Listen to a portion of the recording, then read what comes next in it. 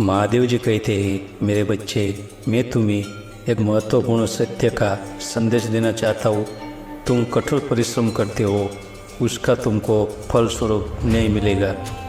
यह सत्य हमें याद दिलाता है कि अगर हम मेहनत, संघर्ष और त्याग के साथ काम करते हैं तो निश्चित रूप से हमें सफलता की प्राप्ति होती। कठिनाइयों का सामना करना, संघर्ष करना और दुर्घटनाओं के बावजूद आगे बढ़ना, यही हमारे असली परिश्रम का मार्ग है। मैं तुम्हें यहाँ यह समझाना चाहता हूँ कि जीवन में कभी भी हार नहीं माननी चाहिए, क्योंकि हर संघर्ष और परिश्रम के बाद ही हमें सफलता मिलती है। धर्म, न्याय और सत्य के मार्ग पर चलने वाले हमेशा कठिनाइयों का सामना करते हैं, लेकिन उन्होंने कभी भी उन कठिनाइयों से हार नहीं मानी। वे अपने ध्यान केंद्र में रहकर और महाकाल की कृपा में विश्वास रखकर आगे बढ़े और आखिरकार उन्हें जीत की प्राप्ति हुई। यह सत्य है कि जीवन सफल होने के लिए हमें कठोर परिश्रम करना पड़ता है, लेकिन जब हम अपने लक्ष्य की दिशा में दृढ़ता से आगे बढ़ते हैं तो निश्चित रूप से हमें सफलता मिलती है। महादेव जी कहते हैं, मेरे बच्चे, हमें कभी भी निराश नहीं होना चाहिए। सफलता की प्राप्ति का मार्ग अक्सर कठिन होता है, लेकिन हमें अपने मेहनती परिश्रम पर विश्वास और आत्मविश्वास बनाए रखना चाहिए। हमें अपने कार्यों में ईमानदारी से और धैर्य से लगना चाहिए, क्योंकि निश्चित रूप से हमारे कठोर परिश्रम का फल सफलता के रूप में हमें मिलेगा।